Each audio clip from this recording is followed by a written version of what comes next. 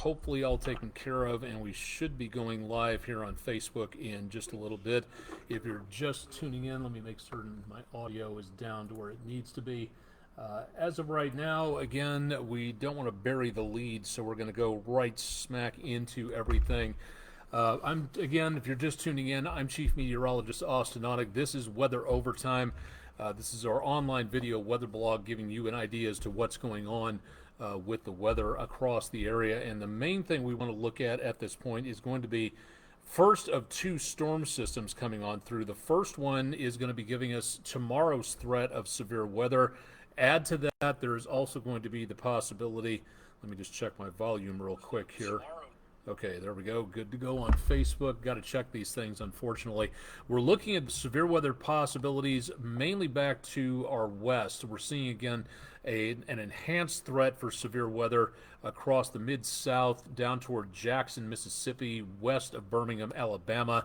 And that, again, is going to be the main threat for most of tomorrow. But we are still seeing here a lesser threat, but still possible, slight risk for most of the area back around Dalton and all the way over to Athens, Sweetwater, in that area. That is where we may see, again, the potential, a lesser potential in the marginal threat, the green polygon showing a lesser potential, higher potential here, lower potential here, but more importantly, still a potential for parts of the News 12 viewing area. So if you're in the area tomorrow, late morning, early afternoon, that is where we will see the best potential for severe weather coming on through, and that could be, again, a bit of an issue. That is just one issue to take a look at. Apologize for the foreshortedness of this weather overtime, but unfortunately, Andrew Harrison was in here a little while ago. We have to record some stuff that happens on the rest of Thursday, Friday, and into the weekend, so we may not feature all of our stuff for the rest of the period that we usually feature on here. Very close to, again, 60s for today. Close to normal on the low temperature, but well above normal on the regular air temperatures out there.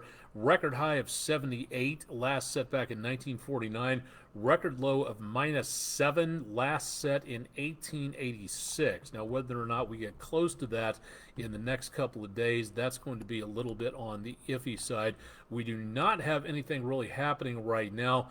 A few high thin clouds drifting on through for the rest of Thursday evening into Friday morning. We may see the potential of some more problems coming on through with our latest storm system. The first one, the one from the last couple of days, it's all the way up over southeastern Canada, the Canadian Maritimes, and not a threat for us. Our next storm system coming in as we go into tomorrow is sitting over parts of the Red River Valley. This one's starting to spin up some rain over Oklahoma, Green Country, getting some rain tonight, and across much of the natural state, seeing some of that going on through. Some more showers developing over Louisiana and parts of Texas.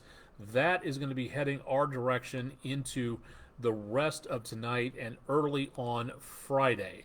Now, as we go into the next several days, we see again the potential for more potential of colder air coming through, and that's from this system over the Pacific. That's going to be heading our through as we get into Sunday night and Monday, and that could bring in the potential of maybe some snow showers out there. Let's take storm system number one first. This system moves in tomorrow morning, starting early in the morning, more showers coming on through, and then the best potential of heavy weather will be late Friday morning into early Friday afternoon as that whole system crosses the area. Now, once we get rid of that system, another weaker system moves in from the west. That one will fall apart. We'll see some colder temperatures and some clearing skies. Call it a cloud-sun mixture for most of Saturday, but high temperatures won't go much higher than the mid-40s. We get into Sunday morning, temperatures in the upper 20s for lows, and then some sunshine replaced by clouds late on Sunday into very early on Monday. And that's where the chances of snow showers start showing up. Now, with that first system, the one that's coming through tomorrow, let's go ahead and document what's going on with the wind gust potential, because the best potential of wind starting off will be not tomorrow morning, but they will be noticeable. Getting going in the morning, right before dawn patrol, winds start picking up to near about 40 miles per hour. Then watch these numbers as we go toward midday on Friday. Lot of readings topping 60 miles per hour. Yes, there is some leeway out there when it comes to the over-under of the wind speeds, but this is a good indication of what we may be looking at by noon tomorrow. Now, most of what we're seeing again for right now is going to be again about midday and just afterwards as the system moves through. The winds switch from the southeast back to the west.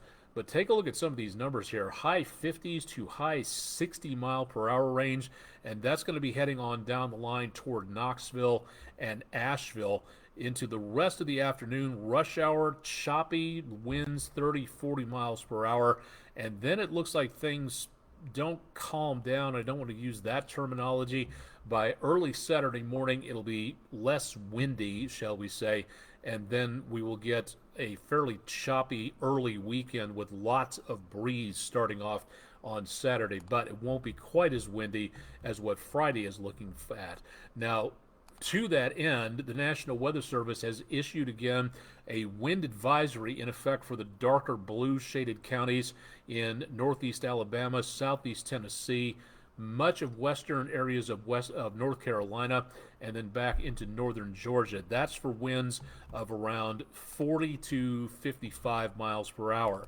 The National Weather Service in Peachtree City, Georgia, did not issue a high wind warning last time around, but they are issuing one for the northern tier of counties in Georgia. Winds here, their estimate is going to be around 55 miles per hour plus. National Weather Service Morristown from the Tennessee, North Carolina, Georgia state tri-area line all the way up along the Appalachians. That is where we are going to see winds of possibly 80 miles per hour plus going into Friday morning. And that high wind warning continues until Saturday morning at 7 a.m. Yes, it could be canceled early. We do see again the potential problems with a lot of wind gusts out there, maybe causing problems for high profile vehicles. So that is something we could watch out across the area. File this again under a decent mountain wind wave event, or a mountain wave event as it's called. This is what we're going to be seeing potential of. The danger is going to be there. This is not hyping the weather. The potential of some dangerous traveling conditions will be coming up. So at the very least, I would say keep a firm hand on the steering wheel. Pay attention to what's going on in front of you, especially with those 18-wheelers, anything else out there that can catch the winds and wobble around the roadways or tip over. It's possible in these conditions. So something to watch out for as we go into the rest of Friday. Winds going into next week look to be choppy, but not entirely terrible. So let's concentrate again for the first part. Storm system number 1 leaves the area going up to the northeast. Then we get into Monday morning. This scenario here depends on how much moisture there is coming in and how much cold air undercuts all of that. Put that together, and we could see some snow potential here, but most of it going along I-40 and areas right along that through Middle Tennessee up into Kentucky and West Virginia, and some back to the west of the Mid-South, with a lot more problems between Little Rock and Shreveport. Could be the potential of maybe some mixture of precipitation there taking place in parts of the area down toward the Delta. Now, getting closer to about Monday afternoon, we may see bright and early temperatures early in the afternoon might make their way to the mid-30s, maybe the upper 30s. Then that cold air starts to arrive behind that front, and temperatures will have started their trek downwards as we go into Monday evening. Now, yes, normally the temperatures fall off after the sun goes down, but it looks like we may be looking at not only the potential of some very chilly numbers at first on Tuesday, and we may not recoup much more than this by Tuesday morning. We also see the potential of some mixture of different types of precipitation. Again, this depends on how much moisture is up there and how much cold air moves in. And with these temperatures, it's a very good bet that some of that moisture will make its way through that lower level of colder air and all the way to the surface. Now, again, this far out, 6 days, 5 days out, the winter weather forecast models don't do that good with it. I would say keep an eye on this over the weekend so that by Saturday and Sunday, you're being able to see a little bit more about what the actual percentage of precipitation is and who's going to be affected and where coming on through. Because notice by rush hour Tuesday morning, some of that stuff, the temperatures will be perfect. There might be enough moisture here to cause problems on the roadways. So next Tuesday morning, that could be a potential problem for travelers, and that is something that we're really going to have to pay attention to. But that's storm system number 2 coming up as we go into the early part of next week. For the Martin Luther King Jr. holiday, the first thing I would do would be, if you're going to be doing any volunteering outdoors, would be to plan ahead for a cold, blustery day with some moisture coming in. So far, it looks like most of the moisture will hold off until Monday evening. So hopefully the day on for service, instead of just another day off, will be giving us the potential of some precipitation to our west, moving our way early. But if you have any plans to volunteer for MLK Junior Day, I would advise dressing warm, having some protection against rain or snow if it comes in with that, gloves, layered clothing, and again, for group activities, make certain that if everybody's out there and they're not wearing the proper amount of clothing, if they start getting shivers, get them indoors, get them into a warm vehicle, bring them off their duties for a little bit. Please watch what is going on for for everybody's safety's sake. That's something that we learned in Scouts a long time ago. So now with this coming in on Monday into Tuesday, that's where we could see our next winter precipitation event. Now, how much are we looking for? Through about this first storm system, Friday, maybe the potential, if it gets cold enough, of some higher elevation snow, and even then, way less than an inch.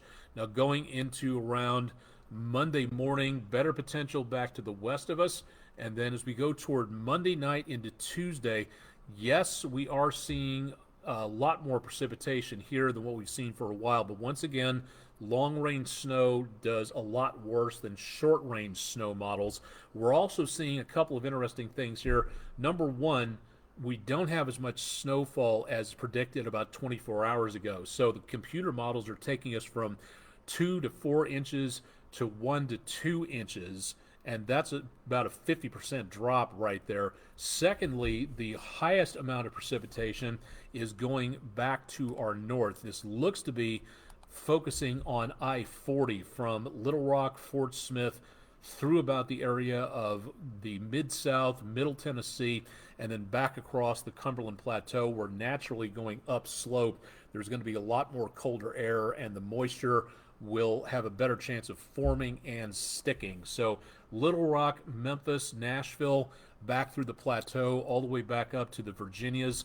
That is where we're going to be seeing the potential of some of that heavier amounts of snowfall, and hopefully that band continues to kind of make its way back to the north, because if it does, that'll take care of the moisture for us, moving it up that direction. And again, seeing changes like this isn't weather models trying to hoodwink you or bring you misinformation. This is the way computer models work. They change 6, 12, 18, 24 hours.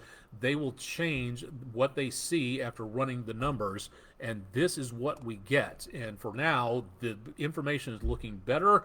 Not great, but still possible that we're getting less potential of precipitation here and more around I-40 corridor, Middle Tennessee, northeastern Tennessee, eastern Kentucky, West Tennessee, northwest Mississippi, and eastern and central Arkansas. That appears to be the situation for now, as the time we record this at about 11 o'clock Thursday evening.